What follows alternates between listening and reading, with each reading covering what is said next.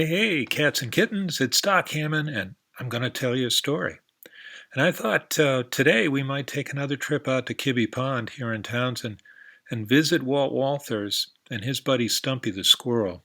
You might have heard some of my other stories about them. Walt is an older man. Some people think he's in his 80s, but whenever anybody asks him, Walt says that his age is 11-7. But Stumpy is his longtime roommate now. He's a gray squirrel who lost his tail in an accident a while ago, and ever since he and Walt have been hanging out together and have become the best of friends. Now, I thought you might enjoy hearing today the story about how Stumpy fell in love. Wait a minute. Somebody's talking to me here. Hold on. Oh, look, it's my buddy George the Chipmunk. What is it, George? What do you want? Well, yeah, George, I know you don't like the mushy stuff. You'd probably rather that I didn't tell the story about Stumpy falling in love, but there's some other cool stuff that goes on in it too. Stumpy does something pretty brave at the end of the story. So why don't you wait and see? Maybe you'll like it after all. Okay? Oh, good. I'm glad you can give it a try. Well, this story took place a couple of years ago in the late fall. It was either late October or the beginning of November when the leaves were already starting to fall. And many of them were still on the trees in their bright colors, reds and oranges and yellows. A very pretty time of year, especially at the pond, where all those colors reflect off the water as well. But because it was getting later in the year, Walt was thinking about making some adjustments in his usual daily exercise plan. Most of the year, when it's warm enough, he goes out for a long walk out in the woods. But when the weather starts getting colder and there's a chance of snow and ice, he instead goes out and walks along Kibbe Pond Road, where his cabin is located, and goes off, about a mile or so, onto what's called Gold Crest Road. And he likes to walk there. Stumpy goes along with him, of course, and most of the time he wanders off on his own. He'll sneak out into the woods and climb a tree and explore, look for acorns. Um, but he doesn't ever go too far from Walt, and if a car comes along, which doesn't happen very often, he'll run over, scamper up Walt's pant leg, and sit on his shoulder till the car has passed. Now, on Gold Crest Road, there are only two houses. The one closer to Walt's cabin is owned by his friend Byron Ford, who's a painter. And we may talk more about Byron another time. But today, the house that's more important for the story is the second one, a little further away from Walt's house. And it's a very comfortable looking little house with a front porch. It always has a couple of rocking chairs sitting out on the porch and some steps that lead up to it. And in the spring and summer, there are always a couple of very pretty flower pots out there. And the woman who lives there is an older woman, though not as old as Walt, and her name is Margaret Kearney. Walt knows her to say hello to, but they're not really closely acquainted. Nevertheless, whenever they walk that way, Stumpy enjoys going over and weaving in and out between the openings in the railing on the front porch. Walt's a little uncomfortable about that because he wonders if it might not be an intrusion on the privacy of the homeowner. But if he calls Stumpy over, Stumpy will go back and walk along with him. Well, one day they were in the midst of their usual walk and got close to the house, and Stumpy was on the grass. He was heading over to do his little weave in and out of the openings in the railing when suddenly they heard a little woof. And Walt looked up and he said, "Oh, look at you, you beautiful thing." Because there on the steps of the front porch of that little house, Margaret Kearney's house, was a beautiful basset hound. And I don't know if you know basset hounds or if you love them as much as I do and as much as Walt does, but they're beautiful dogs with long, floppy ears, great, big, droopy red eyes, a black, tan, and white patterning, and short legs. And this very beautiful basset hound was sitting on the top of the deck, wagging her tail and looking straight into Walt's eyes. Walt said, "Well, now you can come over and visit, sweetheart, but just be nice to my friend here." And Stumpy at this point, nervous because he didn't know this dog, had climbed up Walt's pants and was sitting on his shoulder. Well, the dog took a step or two closer when Walt heard a woman's voice from the deck saying, "Now, Chloe, what are you up to?" And then he heard the same voice saying, "Oh, hello." And he looked up, and there was a young woman with dark hair standing on the deck. And he said, "Oh, hello, I'm sorry to intrude, but I'm Walt Walters, and I live down the road here. We just happened to be walking by, and your beautiful dog came out and greeted us. I think she's just lovely. I love basset hounds in general, but she's especially beautiful." And the young woman said, "Yes, and she knows it too. She thinks she's pretty special. Look at her now. Even now she's flirting with you, batting her eyes at you and wagging her tail. Chloe, if you want to go over and say hello, that's okay." Well, Chloe came closer, and Walt patted her, all the while Stumpy on his shoulder looking down.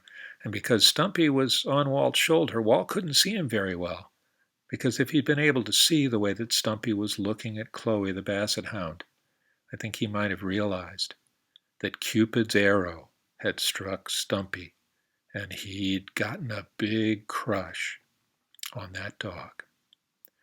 Well, Walt thought that the young woman was very attractive too, and he felt a little shy about it. But he introduced himself. He said, "Hi, I'm Walt Walters," and he tipped his pork pie hat. He always wears a pork pie hat, which is very much like this one, because this is one that Walt gave me. I admired his so much that he made me a present of this one. But he tipped his hat and introduced himself, and the young woman said, "Well, hi, I'm Marty Conroy, and this is my dog, Chloe." Well, they talked some more, and Walt discovered that Marty was a teacher at Laurel Academy, where a couple of his good friends, Jerry Woodley and Michael Swift, were teachers in the science department. Marty was an English teacher, and she liked to teach writing and poetry. Well, they chatted for a little while, and Walt decided that maybe it was time for him to continue on his way. But he was back the next day and the day after that, and he and Stumpy continued their habit of walking at a time when they could see Marty just before she left for work. But of course, what Stumpy was interested in was seeing Chloe the dog. Chloe seemed to pay no attention to him, though, and it was very strange to see what would happen. Stumpy would sit on Walt's shoulder and stare at Chloe, or he'd get down on the ground and look at her, and she'd pay no attention to him because she was staring and wagging at Walt, making goo-goo eyes at him. And Walt, in the meantime, was trying not to look too much at Marty. And Marty, in the meantime, was fascinated with Stumpy. She had said before, "Walt, I'm not the only one with a beautiful pet. Your pet squirrel is remarkable." And Walt had said, "Well, I'm not sure you should call him a pet. If anything, he probably thinks that I'm his pet. But yes, he is pretty remarkable, and I'm very happy to have his company." Well, it was kind of a strange situation that each of these people and creatures was interested in one of the others who wasn't interested back in them. Kind of sad. And Walt thought it was almost like one of those Shakespearean comedy plays that Marty must have been teaching in her classes at school. But of course, at this point, Walt still hadn't quite caught on to what was going on with Stumpy. He hadn't really noticed yet. And so it was only later when he went home and he noticed that Stumpy was just kind of lying around, had no energy. He would go and sit in the window and watch the leaves fall down. And then he would sigh and he'd just curl up on the countertop for a while. And Walt suddenly realized what was going on. He said, "Stump, I sympathize. I think we're both in the same boat here, but I don't think this is going to end well. I mean, what could be more sad or more silly than a squirrel in love with a dog and an old gentleman interested in a woman 40 or 50 years younger than he is? I don't think this is going to end up the way we want it to, but I don't know. We'll just have to see." So they continued making their walks every day, but one afternoon They were home just about the time the kindergarten school bus came down the road, delivering their buddy Tony Righetti, who lived in the next house down, with his mom Amy. And Amy and Tony, as they often did, came up to see Walt and Stumpy. They were pretty much Walt and Stumpy's closest friends at that point. And so they started having a conversation as Amy and Tony arrived. And then Tony said, "Oh, Mr. Walt, look at that, over there in the yard." And there on the far side of the yard, headed for the trees, was a porcupine. Porcupine with all his black quills sticking out of his back.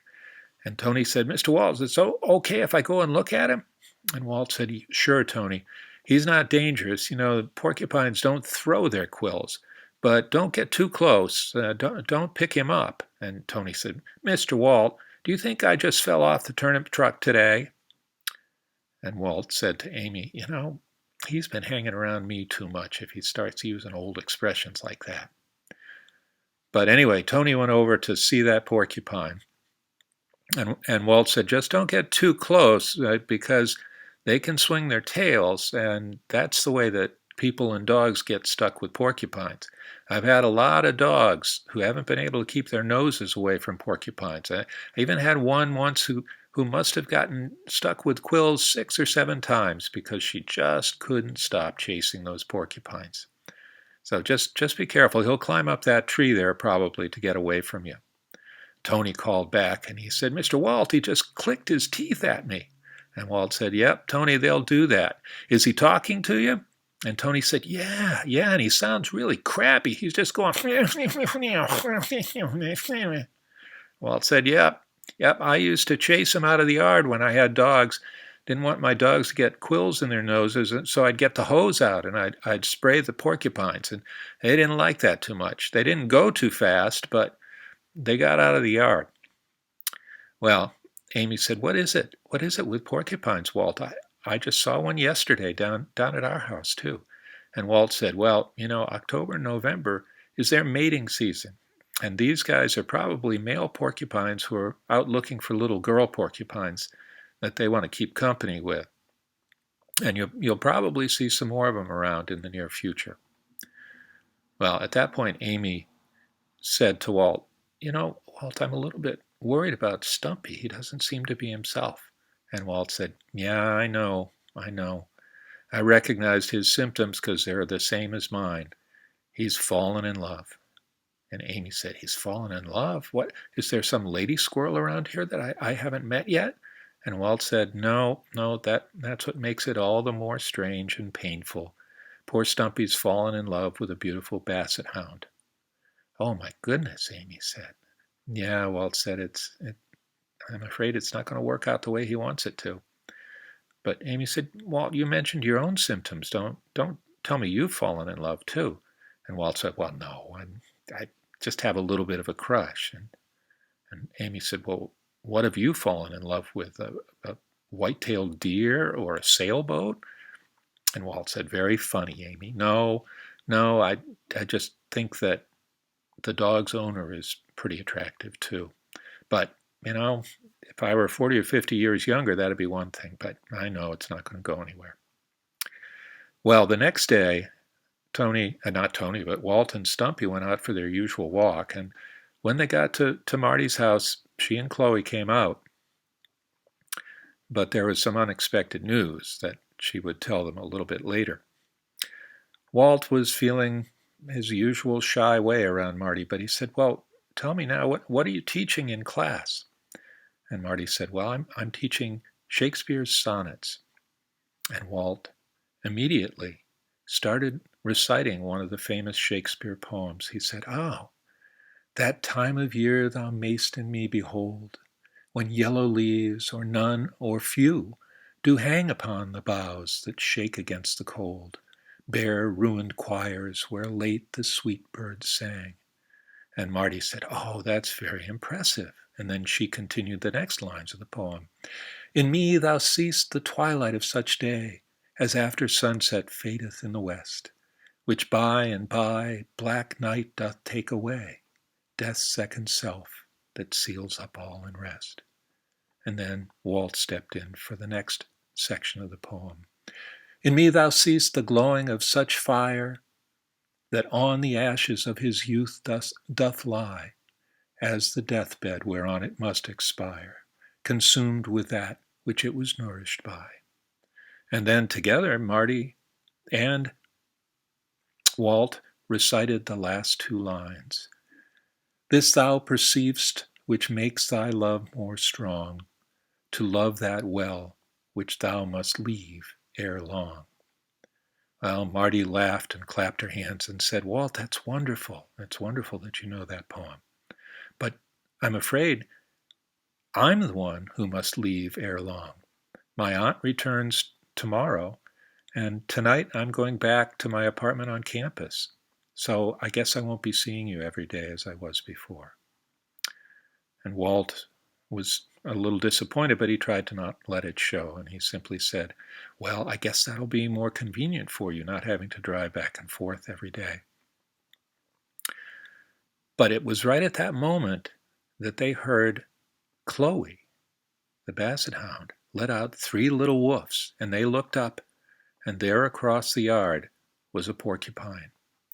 And it was waddling off toward the trees. It looked like somebody going on vacation with a beach towel, getting ready to climb into a comfortable chair and read a book. He was just so relaxed walking across there. But Chloe wasn't relaxed at all. Usually, Chloe was very quiet, but in that moment, she jumped into action and started out after that porcupine.